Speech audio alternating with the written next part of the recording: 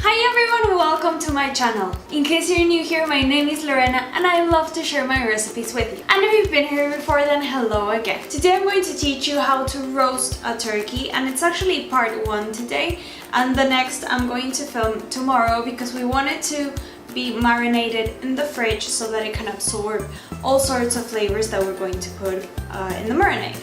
And then tomorrow we're just going to finish it up and then cook it in the oven. So turkey for me is one of those things that must be on my table. I know that there are people that prefer pork or even chicken or maybe no protein at all. But for me, turkey, it really gives me satisfaction to see it on my table. So it's really important for me to teach you guys how to properly roast a turkey. Of course, I've done a couple of turkey recipes before, so if you go to the blog, then you go to the Christmas section, you'll find another version of my turkey recipe. So this one, we're going to use some honey, also some spices, which are going to give it tons and tons of flavors, and of course some citrus peels that are also going to help with that.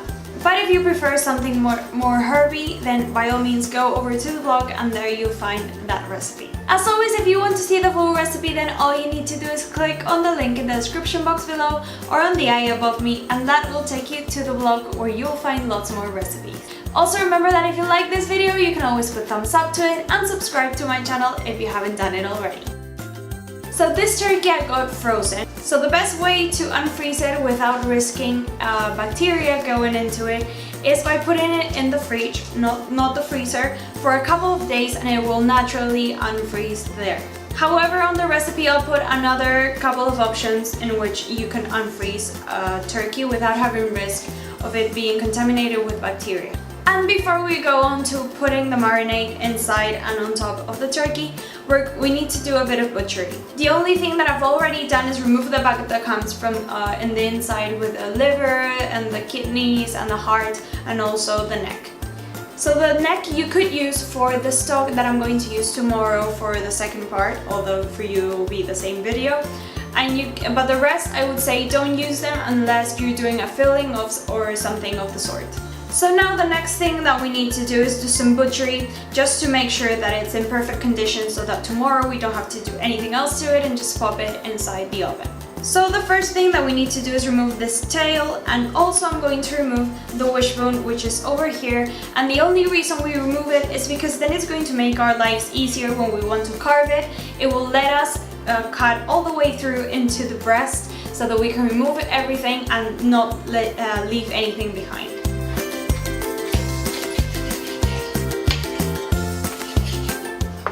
So that's the tail. You could remove most of the fat that is around here because it's really fatty, and also use it for the stock.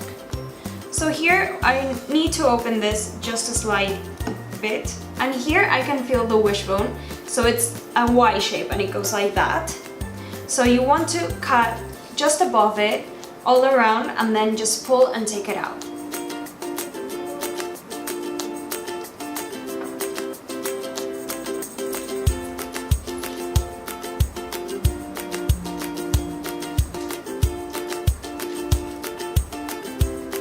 So there you have the wishbone.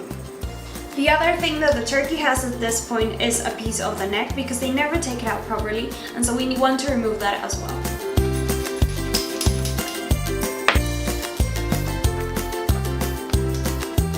And again, you could use this for the stock. Now I'm just going to remove a bit of excess skin that is around the neck, but don't remove too much because it does shrink in the oven. Finally, you want to look inside the cavities and remove any excess of fat that is in there. Okay, so now we're ready to marinate, and the marinade is going to go on top of the skin but also inside the skin, between the skin and the meat.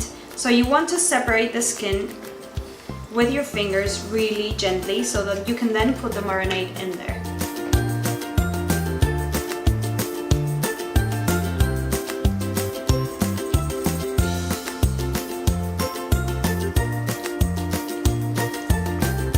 Now we'll do the marinade. So here I have butter that is at room temperature. I also have honey, and here I have salt, pepper, paprika, and also powdered garlic. And that's going to give it a lot of flavor, but we're also going to add a couple of oranges that are going to be zested, and also 3 limes. And all of these are going to give us a great profile. And the butter is the medium in which we're going to add the flavor to the meat, because butter is like the copper of metals. It helps the flavor get to the food. So now we're going to just mix everything in here, and then we're going to rub it into our turkey.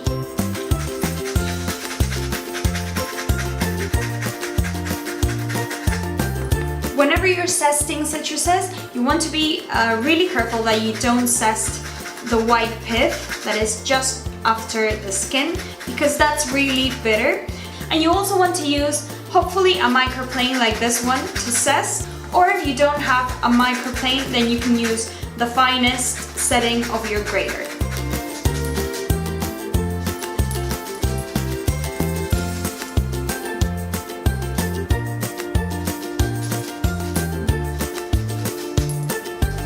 Okay, so I've zested everything, and now we're going to add the rest of the ingredients. Of course, don't throw these away because we're going to use them for the gravy tomorrow.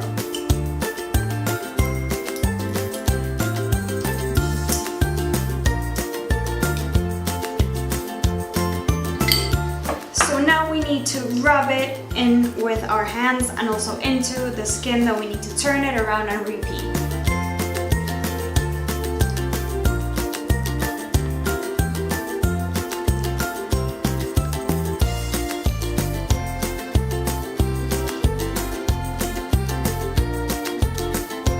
Now I'm going to transfer it to its resting place and continue rubbing it on there.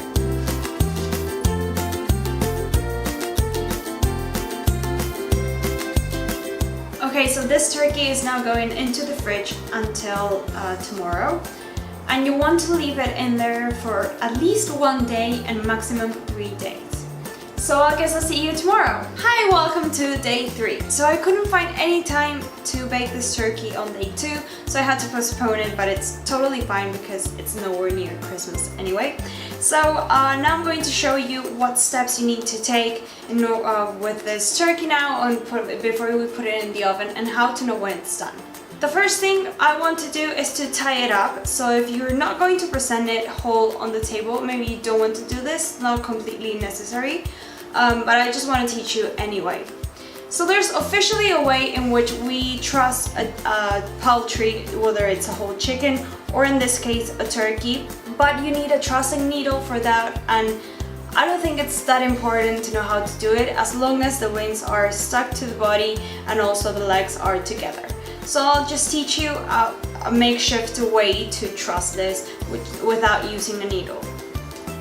I really like this cord because it has color to it, and so it's easier to see when you want to remove it. So first I'm going to go below the breasts, and I'm going to tie together the wings to the body, and then I'm going to go back onto the legs and tie them up at the top.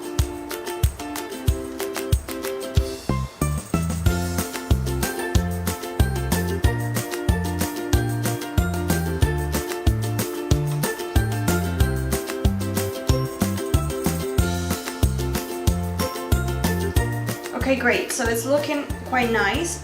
And now we're going to stuff the inside with a few ingredients. So I don't like a side dish that is called stuffing, that you put inside like bits of meat and bread and things like that, because the turkey will be ready at 73 degrees, and that's the safe temperature at which you want to take a turkey or a chicken. But for the stuffing to get to that safe temperature where there are no bacteria left, then it would need to overcook the turkey. So that's why I don't like it, and I always try to make my stuffing cooked on the side. So I'm just going to stuff it with things that will give the meat flavor from the inside towards the outside. I should have actually done this before I tied it, but it will work anyway because I can fit it in there. So in here is going to go one of the oranges that we used to zest for the outside, also a couple of limes, a green apple, garlic head, and also some herbs, but you will see that on the recipe. And I'm going to stuff all of this in the cavity of the turkey, just so that it gives the meat more flavor from the inside.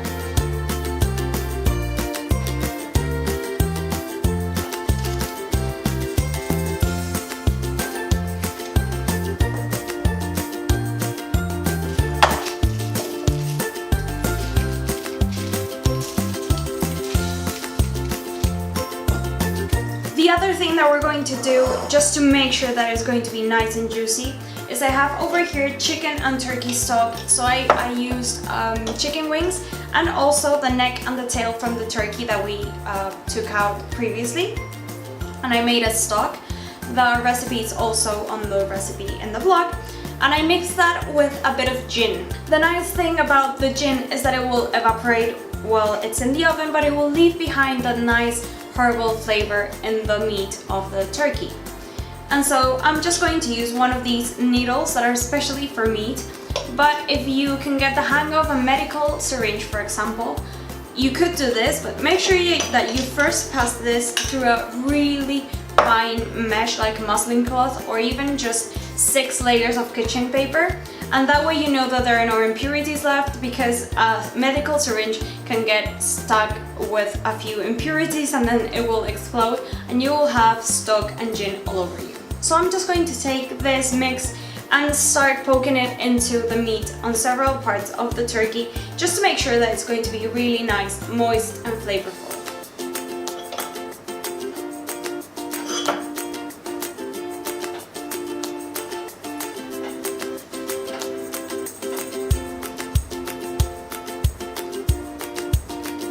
Also, as it cooks, the turkey will start to release some of these juices, and that's going to be part of our sauce afterwards. Okay, so all of the stock is now inside my chicken together with the gin, and of course some has fallen out onto the tray, but that is completely fine.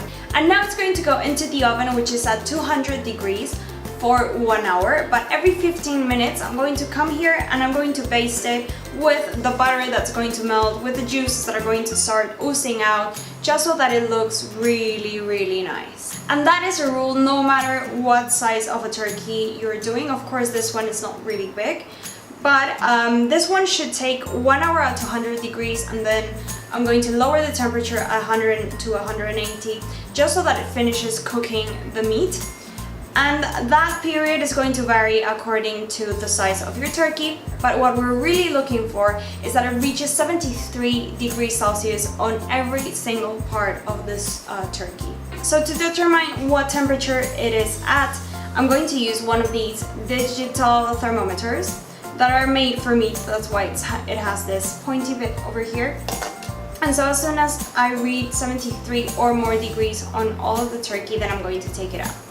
I really recommend that you buy one of these if you're going to make a turkey at home, because it's the only way to make sure that you're not going to overcook it and that the finished product won't be a dry and not very pleasant turkey. Okay, so now that it's in the oven, there are a few things that you need to watch out for.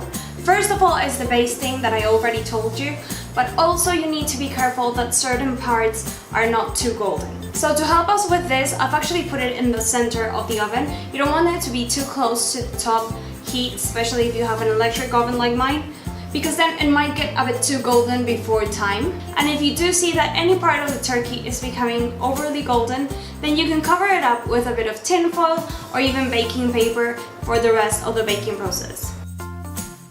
This is how it looks after 30 minutes. And as you can see, I've already covered up one of the legs because it was starting to get overly golden and I didn't want it to burn.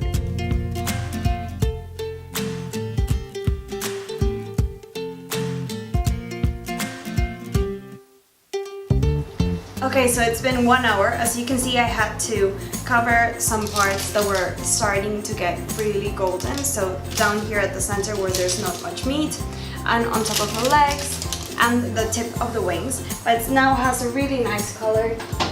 And I've decreased the temperature of the oven to 180 so that it can continue cooking, but I'm now going to check at what temperature we are at right now so that I can try to estimate how much longer it will need to be inside the oven. So here on the breast it's 40 degrees, so still a long way to go. So I'm now going to give it another baste before I pop it back into the oven at 180 degrees.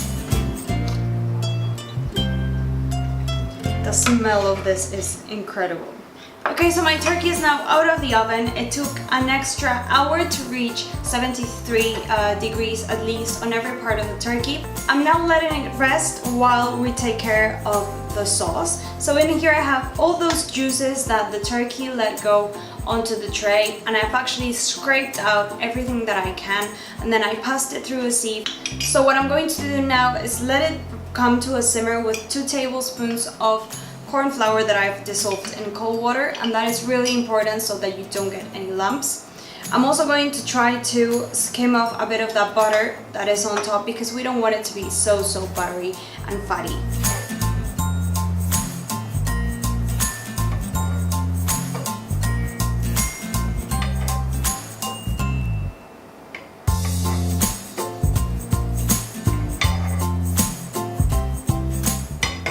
So right now I'm just removing the butter, which is floating on top of the rest of the stock.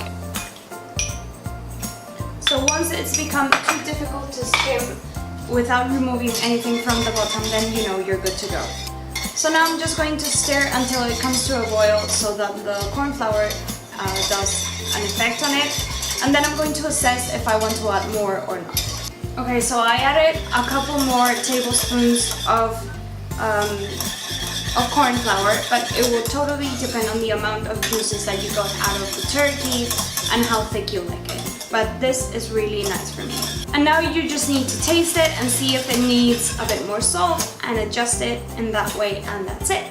Okay, so now my turkey has rested for half an hour, and so I want to teach you how to carve it. The first thing you want to do is remove the legs, because it's just the easiest part and it will let you work afterwards with more ease. You open up the leg and you want to cut right here. And just look at it and go side to side to where it leads you.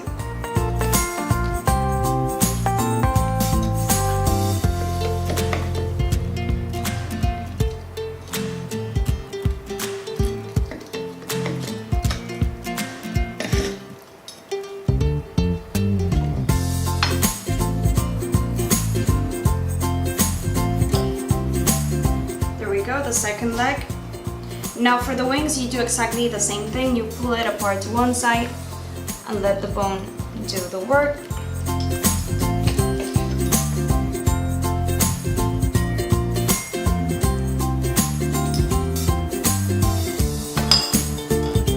And finally, my favorite part, the breast. So for this, there's a bone that goes down the center, and we've already removed the wishbone, so it's going to be much easier. So you want to find that bone and then pick a side to go first. So you go down that bone and then follow it down the rib cage.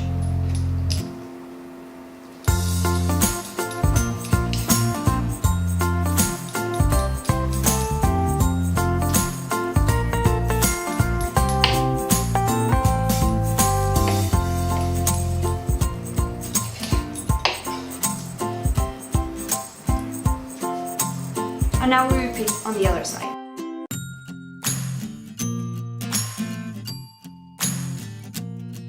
That was my roasted turkey recipe, perfect for Christmas. I really hope you like it and you can enjoy it with your family. If you did like it, don't forget to put thumbs up to this video. It makes me really happy. Please, if you make this recipe or any other recipe from the vlog, don't forget to send me a picture or tag me on them because I really love to see what you cook. Also, if there's anything savory or sweet that you'd like me to teach you how to make, you can leave a comment below. I'm posting recipes every Thursday and Sunday, so if you don't want to miss any of them, then I recommend that you subscribe to my channel. It's free and only one click away. You can also follow me on Instagram, Pinterest, and Facebook as Cravings Journal. Thank you so much for watching this video and see you next time.